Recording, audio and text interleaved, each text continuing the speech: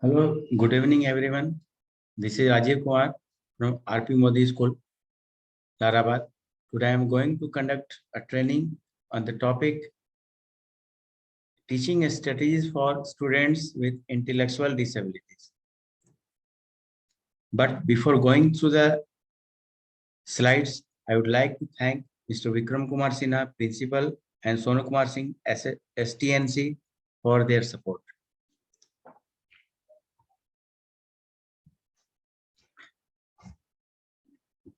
From a famous thinker, Mr. Robert M. Hensel, there is no greater disabilities in society than the inability to see a person as more. मतलब किसी भी तरह की ऐसी disability नहीं है students में जिसको कि ठीक नहीं किया जा सकता है। समाज में कुछ ऐसे लोग हैं जो ऐसा समझते हैं कि इन डिसेबिलिटी को सुधारना मुश्किल जैसा है और ऐसा सोचना उनकी डिसेबिलिटी को दर्शाता है। Intellectual disability, a condition characterized by significant limitation both in intellectual functioning, reasoning, learning, problem solving, and in adaptive behavior, which covers a range of everyday social and practical skill. मतलब intellectual disability वह बौद्धिक अक्षमता है जिसमें बच्चे सीख नहीं सकते हैं, किसी भी चीज को तार्किक तरीके से समझ नहीं सकते हैं और उसको सॉल्व नहीं कर सकते हैं। और ये दैनिक जीवन में हम लोग स्कूल में अपने आसपास के एनवायरनमेंट में बच्चों में देखते हैं।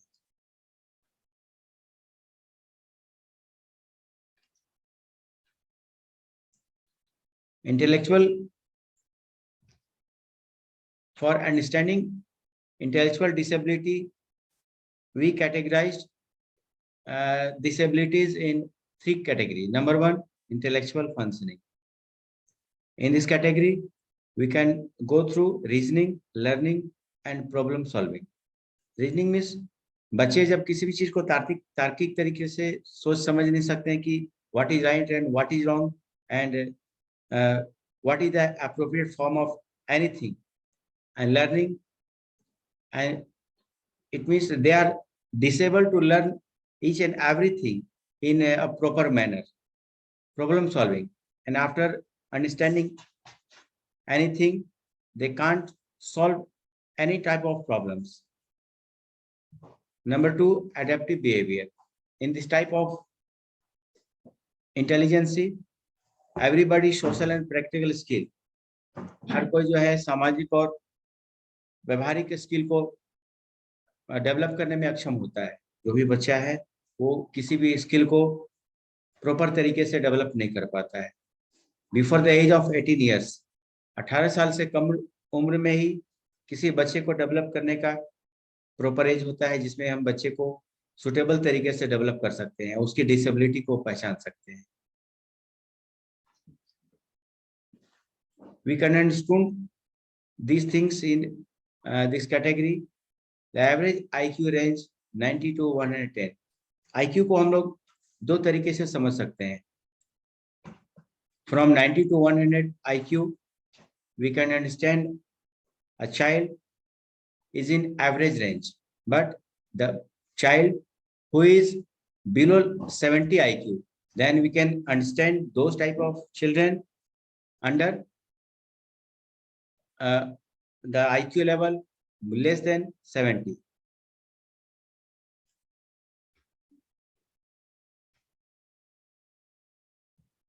We can categorize all types of intellectual disability in 2 categories. Number 1, genetic factors.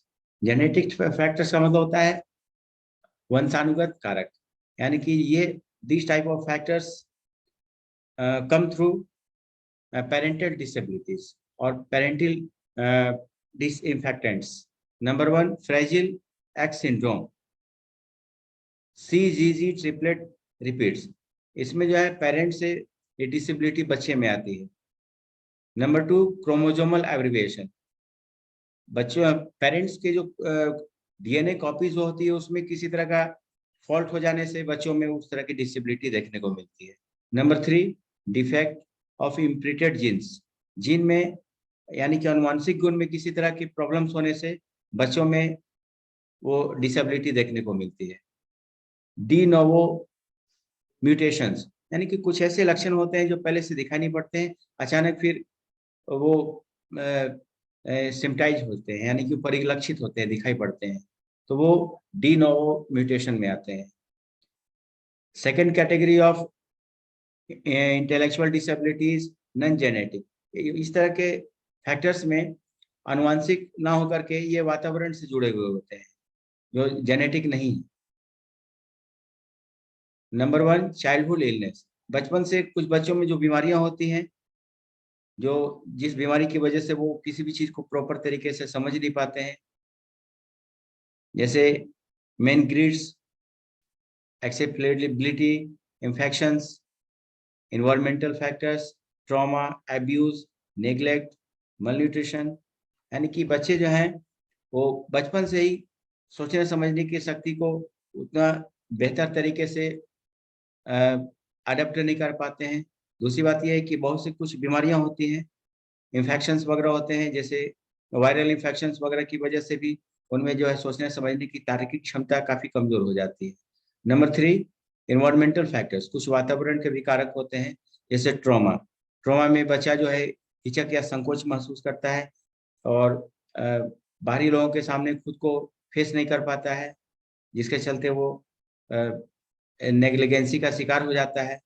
और एक और फैक्टर है मलन्यूट्रिशन, अगर बच्चे को सही ढंग से पोषण नहीं मिले जिससे उसका इंटेलिजेंसी प्रॉपर तरीके से डेवलप हो सके तो बच्चा सही ढंग से किसी भी चीज को एक्सप्रेस नहीं कर पाता है। नंबर फाइव, पेरेंटल डिजॉर्डर, अगर माता पिता में किसी तरह का की कोई गड़बड़ी होती है तो बच्चों में भी वो हियरार्चिकल तरीके से यानी कि आनुवंशिक तरीके से बच्चों में पहुंच जाता है। अगर माता को किसी भी तरह का प्रॉब्लम है, लॉजिकल प्रॉब्लम है, सोचने समझने की शक्ति में प्रॉब्लम है, इंटेलिजेंसी इंटेलेक्चुअल प्रॉब्लम है, तो बच्चे में भी उस तरह का प्रॉब्लम देखने को मिलता है, यानी कि ये बर्थ डिफेक्ट होता है, जन्म से ही देखा जाता है।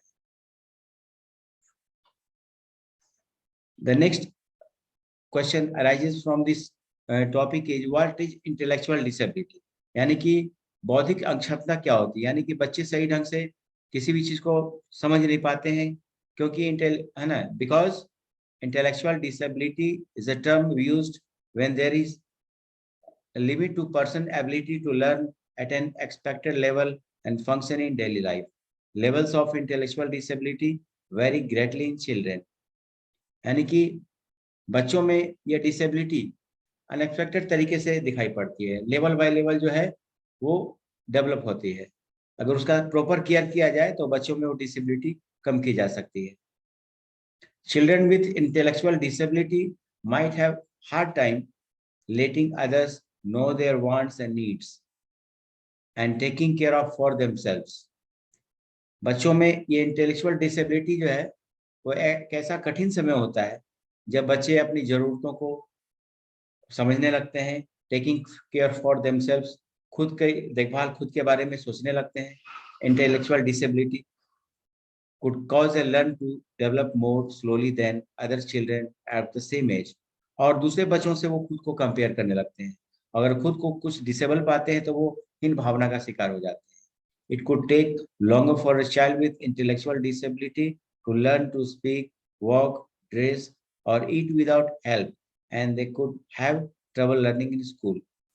इस तरह से बच्चे जो है वो ठीक से बोल नहीं पाते हैं, टहल नहीं पाते हैं, चल नहीं पाते हैं, खुद से अपने ड्रेस वगैरह कपड़े पहन नहीं पाते हैं, प्रॉपर तरीके से खा नहीं सकते हैं, और उनको स्कूल में भी सीखने में काफी परेशानी होती है। Intellectual disability can be caused by a problem that starts any time before a child turns 18 years old, even before birth. जन्म से पहले या 18 साल से पहले तक बच्चों में काफी डिसेबिलिटी देखने को मिलती है, और ये डिसेबिलिटी के बहुत से कारण हो सकते हैं, जैसा कि है ना, मैंने पहले कहा था कि दो तरह के फैक्टर्स होते हैं जो बच्चे के इंटेलेक्चुअल मैटर को अफेक्ट करते हैं। नंबर 1 जेनेटिक फैक्टर्स जो कि पेरेंटल होते हैं। Number 2 non genetic factors which come from environment. It can be caused by injury, disease or a problem in the brain. ये ब्रेन में उत्पन्न होते हैं, इस तरह का प्रॉब्लम जो है ब्रेन से शुरू होता है। For many children, the cause of their intellectual disability is not known.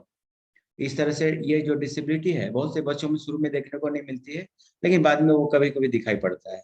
Some of the most common known cause of intellectual disability like Down syndrome,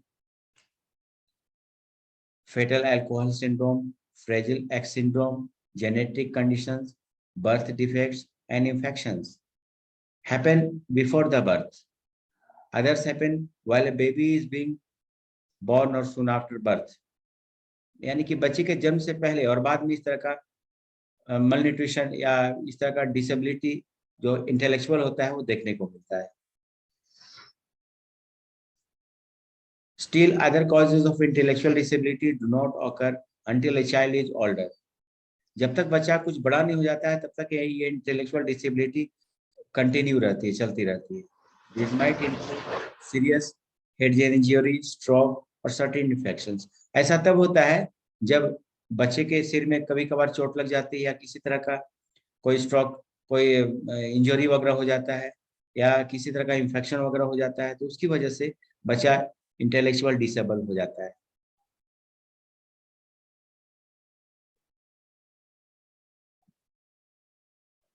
intellectual disability के बहुत से कारण हो सकते हैं। नंबर 1 पेरेंटल, यानी कि बिफोर बर्थ, जन्म से पहले अगर माता को या पिता को किसी भी तरह का कोई प्रॉब्लम है, मेंटल प्रॉब्लम या अंडरस्टैंडिंग प्रॉब्लम, तो वो प्रॉब्लम बच्चे में हियरार्चिकल तरीके से यानी कि जेनेटिक तरीके से बच्चे में आ जाता है। नंबर 2 ड्यूरिंग बर्थ, जन्म के दौरान भी अगर सही ढंग से अगर है ना जन्म के समय में बच्चे का अगर सही ढंग से डिलीवरी अगर नहीं होता है तो उस दौरान भी अगर किसी तरह का चोट चपेट अगर लग जाए तो बच्चा इंटेलेक्चुअल डिसेबल हो जाता है। Postnatal, it means after birth, we can see a child intellectual disable when the child get hurt after birth for any causes. किसी भी कारण से बच्चा जन्म के बाद अगर किसी भी तरह का एक्सीडेंट का शिकार हो जाता है या किसी भी तरह का उसको इंजरी हो जाता है तो जन्म के बाद वो इंटेलेक्चुअल डिसेबल हो सकता है।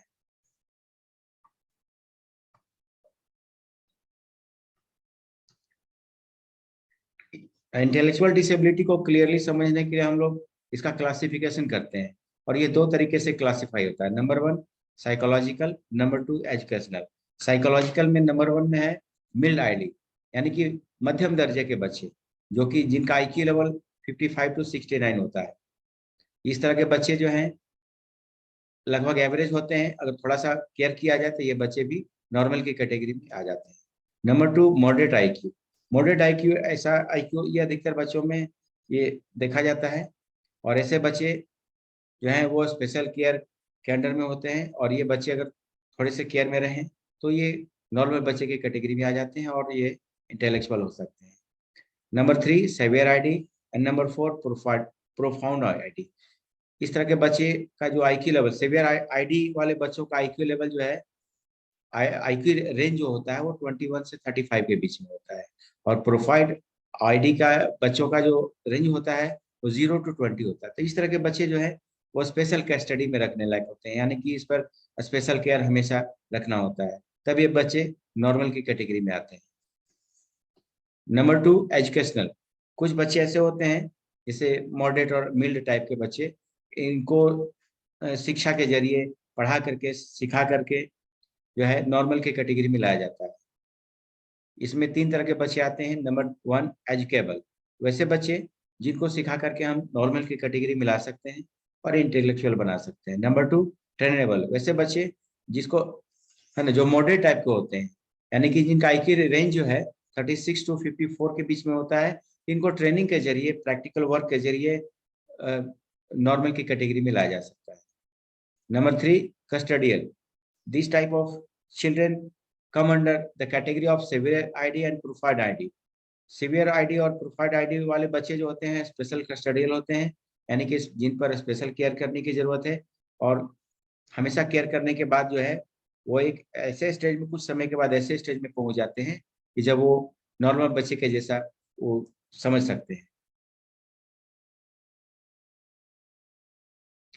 कैरेक्टरिस्टिक्स ऑफ इंटेलेक्चुअल डिसेबिलिटी, यानी कि बौद्धिक अक्षम बच्चे जो हैं उनके कुछ खास लक्षण होते हैं। मिल्ड इंटेलेक्चुअल डिसेबिलिटी, इसमें कुछ बच्चे ऐसे होते हैं जो मिल्ड इंटेलेक्चुअल होते हैं, तो उसके बहुत से सिम्टम्स होते हैं। Number 1, no unusual physical sign. उसमें कुछ अनयूजुअल फिजिकल साइन, शारीरिक रूप से कोई वैसा चिन्ह देखने को नहीं मिलता है, but slight delay in development milestone. लेकिन कभी कभी ऐसा होता है कि स्लाइटली वो धीरे धीरे अंदर से डेवलप कर रहे होते हैं, और कभी कभी वो एक रिकॉर्ड तक बना लेते हैं, मतलब माइलस्टोन वर्क भी कर लेते हैं। Number 2, capable of self help skill. वैसे बच्चे खुद को डेवलप करने के लायक हो जाते हैं, वो खुद का हेल्प कर सकते हैं, वो खुद को इतना डेवलप कर सकते हैं कि वो खुद की हेल्प कर सकें। Can learn practical skill.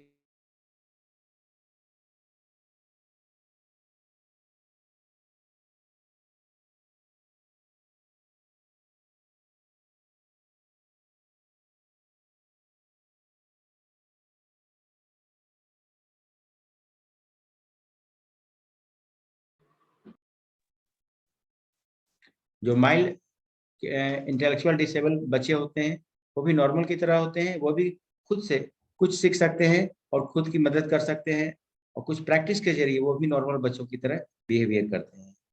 Can learn practical skill, और कुछ प्रैक्टिकल स्किल के जरिए, कुछ एक्सपेरिमेंट तरीके से वो बहुत कुछ सीख जाते हैं। Knowledge of reading, writing and mathematical abilities up to grade 3 to 6, और वो क्लास 3 to 6 तक का कैलकुलेशन कर सकते हैं। उनके पास रीडिंग, पढ़ने की, लिखने की और मैथमेटिकल कैलकुलेशन करने की एबिलिटीज आ जाती है, और वह बच्चे क्लास 3 तक का, ग्रेड 3 तक का ये कैलकुलेशन कर सकते हैं। Can function normally in the society, और वो समाज में नॉर्मल बच्चों की तरह ही काम कर सकते हैं, वर्क कर सकते हैं, बातचीत कर सकते हैं। Normal societies interactions and communicative skills, यानी कि वैसे बच्चे जो समाज में एक नॉर्मल बच्चों की तरह ही बातचीत कर सकते हैं और अपनी बातों को एक्सप्रेस कर सकते हैं।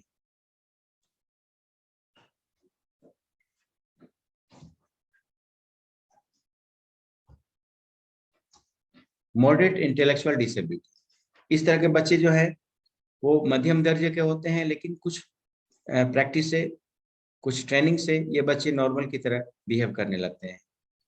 इस तरह के बच्चों में कुछ खास सिम्टम्स या साइंस देखा जाता है। दे मे और may not have unusual physical sign, इसमें कुछ ऐसा फिजिकल साइन देखने को नहीं मिलता है, यानी कि कोई शारीरिक लक्षण इन लोगों में दिखाई नहीं पड़ता है। Number 2, noticeable delay in development milestone, और ये कई रिकॉर्ड बनाने में सक्षम हो जाते हैं। इनकी कम्युनिकेटिव स्किल, बातचीत करने की स्किल भी साधारण बच्चों की तरह डेवलप हो जाती है। They can learn basic self skills, hygiene and safety skills. ये जो है खुद की मदद कर सकते हैं, उतनी क्षमता बना लेते हैं, और स्वास्थ्य, अपने हेल्थ की देखभाल कर सकते हैं। इस तरह से वो सेफ्टी स्किल्स को समझ लेते हैं कि अपने आसपास के वातावरण के अनुसार खुद को कैसे सेफ रखा जाए। They can do simple task under supervision, अगर गार्जियन या टीचर के सुपरविजन में वो बच्चे साधारण काम को भी बेहतर तरीके से कर लेते हैं। They can travel to unfamiliar places with proper instruction, अगर एक सही ढंग से गाइडेंस दिया जाए तो वह बच्चे एक अनजान जगहों में भी भटकेंगे नहीं, बल्कि आसानी से घूम करके आ सकते हैं। सीवियर इंटेलेक्चुअल डिसेबिलिटी, इस तरह के बच्चों को स्पेशल केयर करने की जरूरत है, क्योंकि ये बच्चे जो है सीवियर इंटेलेक्चुअल होते हैं, यानी कि इसमें इंटेलेक्चुअल डिसेबिलिटी एवरेज से काफी लोअर लेवल में देखी जाती है। They are noticeable motor impairment is seen, इसमें कुछ बहुत से ऐसे लक्षण होते हैं कि नॉर्मल तरीके से समझाने के बाद भी बच्चे समझ नहीं पाते हैं। यानी कि ये इनमें ऐसे पॉइंट्स को ढूंढा जाता है, समझा जाता है कि जिस तरीके से ये बच्चे समझाने वाले की बात को समझ सके। Number 2, significant delay in development milestone, यानी कि वो काफी समझाने के बाद भी वो काम को टालते हैं और समय पर पूरा नहीं कर पाते हैं। लिमिटेड कम्युनिकेटिव स्किल, और उनकी बातचीत करने की जो शैली होती है, बातचीत करने की जो प्रतिभा होती है, उतनी डेवलप नहीं हो पाती है। बहुत ही काफी समझाने के बाद, बताने के बाद भी बहुत हल्का बोल पाते हैं। But can understand and respond to others speech, लेकिन वो समझ सकते हैं और दूसरे की बातों को समझाने के बाद रिस्पॉन्स कर सकते हैं। Routine self help skills and repetitive activities can be taught and followed. इस तरीके से ऐसे बच्चे खुद को हेल्प करने के स्कूल को डेवलप कर लेते हैं, एंड रिपीटेटिव एक्टिविटीज, और अपने एक्टिविटीज को बार बार रिपीट करते हैं, और रिपीट करने के बाद ही वो कुछ सीख पाते हैं और उसको फॉलो करते हैं। Requires close supervision and social situation, ऐसे बच्चे काफी नजदीकी सुपरविजन में होते हैं, यानी कि उनकी स्पेशल केयर करने की जरूरत है, काफी देखभाल करने की जरूरत है, ताकि वो सोशल इंटरेक्शन कर सकते हैं, समाज में लोगों से बातचीत कर सके, समाज में लोगों से जुड़ सके, और अपने पेरेंट्स से भी बेझिझक कोई भी बात को कर सके। Profound intellectual disability. This type of disability can be found in those children whose intellectual range below 20. They are significantly slow in development milestone. ऐसे बच्चे जो हैं वो डेवलपमेंट में काफी कम होते हैं और इन पर स्पेशल केयर नहीं करने की जरूरत है, यानी कि वो नॉर्मल बच्चों से ज्यादा गाइडेंस में रहते हैं। प्रेजेंस ऑफ कॉग्निशियल फिजिकल अनोमलीज, यानी कि उसमें जो है ऐसी चीजें देखी जाती हैं जो नॉर्मल बच्चों में नहीं होती है, यानी कि कुछ फिजिकल अबनॉर्मेलिटी जो उनमें देखी जाती है, जिसके चलते वो बच्चे नॉर्मल बच्चों से काफी देर से समझते हैं और काफी अबनॉर्मल रिएक्शन देते हैं। Requires close supervision and constant care, ऐसे बच्चों को काफी सुपरविजन में रखना पड़ता है, काफी देखभाल में रखना पड़ता है, उस पर स्पेशल केयर करने की जरूरत पड़ती है। Not capable of self care routine and activities, ऐसे बच्चे जो हैं खुद की देखभाल नहीं कर पाते हैं, खुद के रूटीन को फॉलो नहीं कर पाते हैं। तो ऐसे बच्चों को केयर करने के लिए केयर टेकर की जरूरत होती है, चाहे वो गार्जियन हो या कोई भी अदर पर्सन हो, यानी कि ऐसे बच्चे केयर टेकर के सुपरविजन में ही नॉर्मल एक्टिविटीज कर पाते हैं।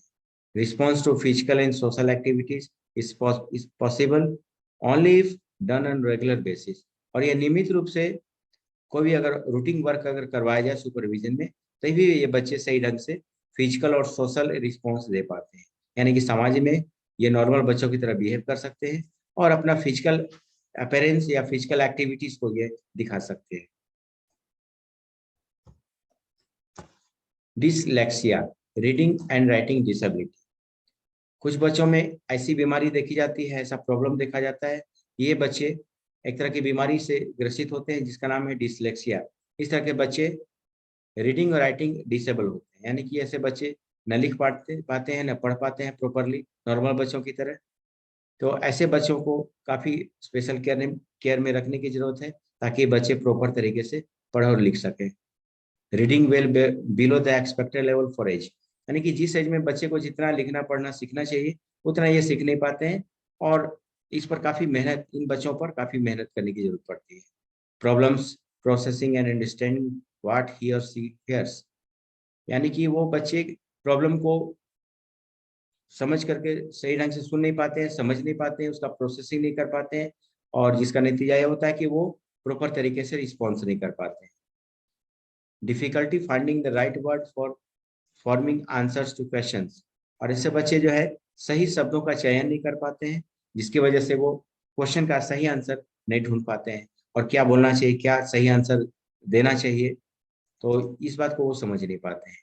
Problems remembering the sequence of things, ऐसे बच्चे कोई भी चीजों को सही क्रम में सजा नहीं सकते हैं कि which things should be in ascending और इन डिसेंडिंग, यानी कि कौन सा थिंग्स को पहले रखा जाए, कौन से बाद में रखा जाए, इस चीज को, इस सीक्वेंस को वो समझ नहीं पाते हैं, जिसके चलते वो प्रॉपर रिस्पॉन्स नहीं कर पाते हैं।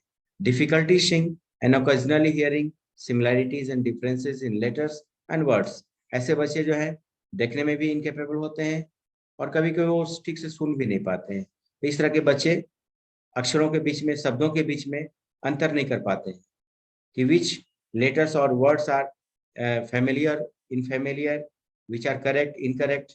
They are incapable to differentiate all these letters and words. In abilities to sound out the pronunciation of an unfamiliar word, difficulty spelling. ऐसे बच्चे जो है किसी भी चीज को साइड से सुन नहीं पाते हैं और उसको समझ नहीं पाते हैं, उसका जो है रिकॉग्निशन नहीं कर पाते, पहचान नहीं पाते, उसका उच्चारण प्रोनाउंसिएशन नहीं कर पाते। Spending an unusually long time completing tasks that involve reading or writing. ऐसे बच्चे जो हैं वो किसी भी काम को बहुत लंबे समय तक खींचते हैं और ऐसे बच्चे प्रॉपर तरीके से पढ़ने में और लिखने में काफी टाइम लगाते हैं, काफी समय लगाते हैं। Avoiding activities that involve reading, और ऐसे बच्चे जो हैं रीडिंग से रिलेटेड कोई मैटर होता है तो उसको अवॉइड करते हैं, उससे दूर भागते हैं। ऐसे बच्चे जो है डिसलेक्सिया के शिकार देखे जाते हैं। Dysgraphia, writing disability. This type of disease is caused in those type of found in those type of children who are abnormal, whose intellectual range below 20. They are cramped grip which may lead to the score hard hand. ऐसे बच्चे जो है समझने में काफी वक्त लगाते हैं, टाइम लगाते हैं, किसी भी चीज को प्रॉपर तरीके से समझ नहीं पाते हैं और ऐसे बच्चे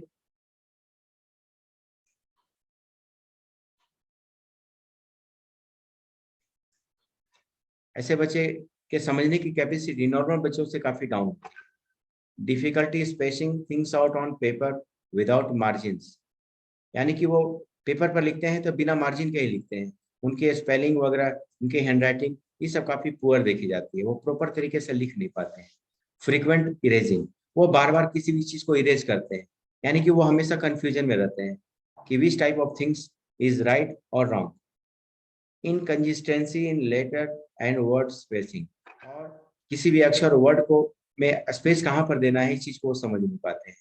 poor spelling including unfinished words और मिसिंग वर्ड्स और लेटर्स, यानी कि उनकी स्पेलिंग भी सही नहीं होती है और वो वर्ड को फिनिश कंप्लीट नहीं कर पाते हैं। अनयूजुअल रिस्ट बॉडी और पेपर पोजीशन व्हाइल राइटिंग, लिखते समय वो कलाई का सही ढंग से यूज नहीं कर पाते हैं, जिसके चलते उनकी हैंडराइटिंग सही नहीं बन पाती है और वो सही ढंग से लिखावट को नहीं दिखा पाते हैं।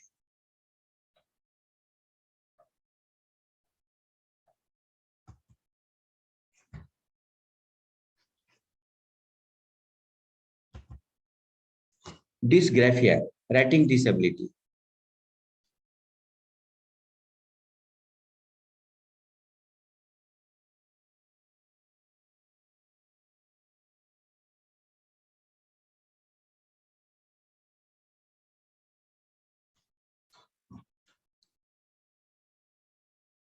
The next disease related to intellectual disabled child.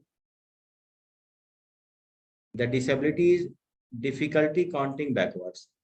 इस तरह की बीमारी में को डिसकैलकुलिया कहते हैं, यानी कि this type of disease related to mathematical calculation, यानी कि इस तरह की बीमारी से ग्रसित बच्चे जो है मैथमेटिकल कैलकुलेशन को सही ढंग से नहीं कंप्लीट कर पाते हैं। डिफिकल्टी काउंटिंग बैकवर्ड्स, ये बैकवर्ड काउंटिंग का नहीं कर पाते, यानी कि उल्टी गिनती नहीं कर पाते हैं। डिफिकल्टी रिमेम्बरिंग बेसिक फैक्ट, और वो जो बेसिक फैक्ट है, अल्फाबेट्स है या फिर काउंटिंग है, इस तरह से की चीजों को वो समझ नहीं पाते। स्लो टू परफॉर्म कैलकुलेशन, और उनके कैलकुलेशन करने की जो स्पीड होती है नॉर्मल बच्चों से काफी कम होती है। वीक मेंटल अर्थमेटिक स्किल, वो बच्चे से प्रॉपर तरीके से कैलकुलेशन नहीं कर पाते हैं, काफी मिस्टेक्स करते हैं मैथमेटिकल कैलकुलेशन करते समय। A poor sense of numbers and estimation, और उनके नंबर और एस्टिमेशन यानी कि अंदाजा लगाने की जो कैपेसिटी होती है नॉर्मल बच्चों से काफी कम होती है, वो नंबर को भी सही ढंग से आइडेंटिफाई नहीं कर पाते हैं। Difficulty in understanding place value, place value कौन से नंबर को किस जगह पर रखा जाए, कौन सा डिजिट जो है वंस प्लेस पर रखा जाएगा, टेंस, 100, इस तरह से वो क्लासिफाई नहीं कर पाते हैं place value. Addition is often the default operation, और वो एडिशन के जैसा कैलकुलेशन भी सही ढंग से नहीं कर पाते हैं, मिस्टेक्स करते हैं। High levels of mathematics anxiety, इस तरह से उनके अंदर में मैथमेटिकल डिसेबिलिटी देखी जाती है और वो किसी भी तरह के मैथमेटिकल कैलकुलेशन को करने में डिसेबल होते हैं।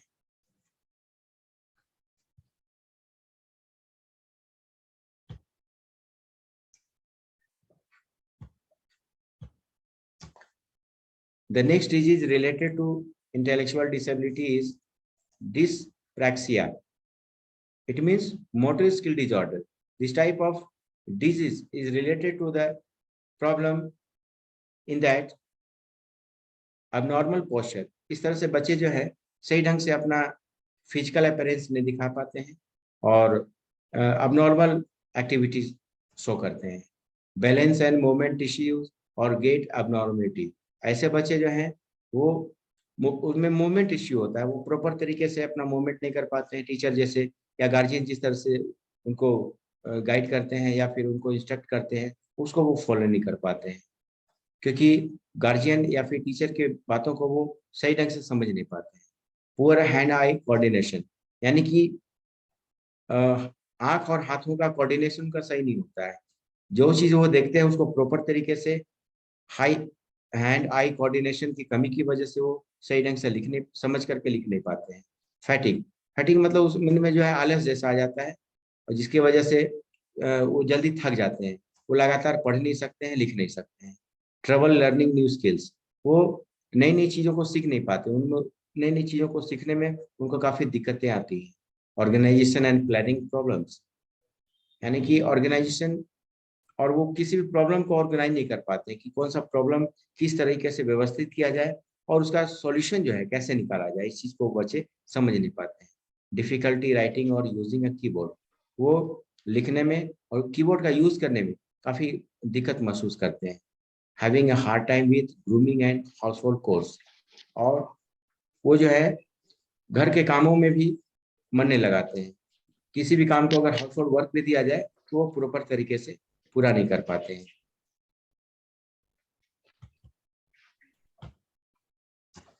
The next is related to intellectual disability is aphasia.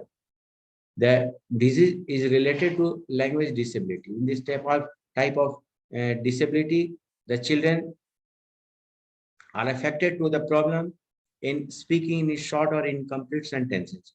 इस तरह की बीमारी में बच्चे जो हैं वो बोल नहीं पाते हैं, छोटे छोटे शब्द को बोलने में भी उनको प्रॉब्लम होता है और वो इनकम्प्लीट तरीके से शब्द को बोलते हैं या फिर उन कई शब्दों को जोड़ करके वो सेंटेंस नहीं बना पाते हैं, और सेंटेंस बनाने की कोशिश भी करते हैं तो उसका कोई मतलब नहीं निकलता है। इट मीन्स वो इनकम्प्लीट सेंटेंस बनाते हैं। Speak in sentences that don't make sense, वो एक ऐसा सेंटेंस बनाते हैं जिसका कोई मतलब नहीं होता है, यानी कि वो यूजलेस सेंटेंस बनाते हैं। Substitute one word for another और वन साउंड फॉर अनदर, वो किसी दूसरे वर्ड के बदले में किसी और वर्ड को ले आते हैं जो प्रॉपर नहीं होता है, सही नहीं होता है, या वो कुछ सुनते कुछ और हैं और उसका रिएक्शन कुछ और देते हैं। स्पीक अनरिकॉग्नाइज वर्ड्स, वो ऐसे ऐसे शब्दों को बोलते हैं जिसको पहचानना मुश्किल होता है। Not understand others peoples conservation conversation, वो ऐसे बच्चे जो है किसी भी चीज को वर्ड्स को सेंटेंस को समझ नहीं पाते हैं और लोगों से बातचीत नहीं कर पाते हैं, पेरेंट्स से, अपने घर के लोगों से या सोसाइटी के लोगों से वो बात नहीं कर पाते हैं। Right sentences that don't make sense, वो वाक्यों को लिख नहीं पाते हैं और अगर कुछ ऐसे भी वाक्य लिखने की कोशिश भी करते हैं तो उस वाक्य का कोई मतलब नहीं निकलता है।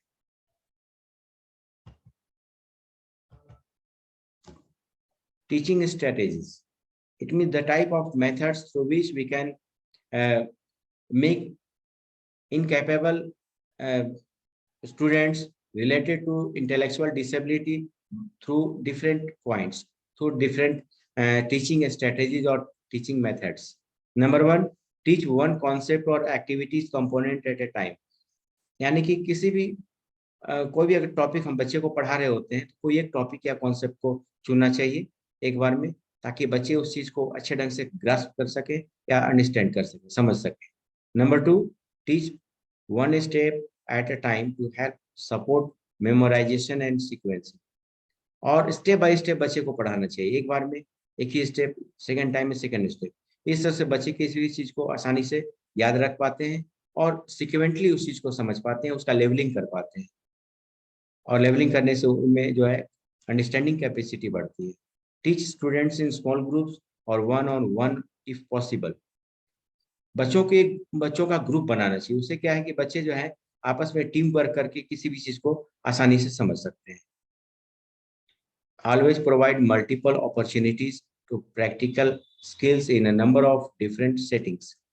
बच्चे जो हैं वो उनको कई तरह का मल्टीपल अपॉर्चुनिटी दिया जा सकता है और कई तरह के अवसर देने से उन्हें प्रैक्टिकल स्किल डेवलप होता है।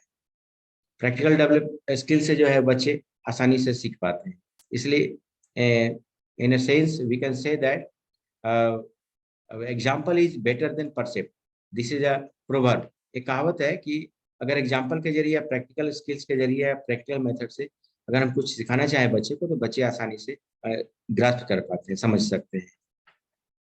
Use physical and verbal prompting to guide correct response and provide specific verbal ways to reinforce these responses.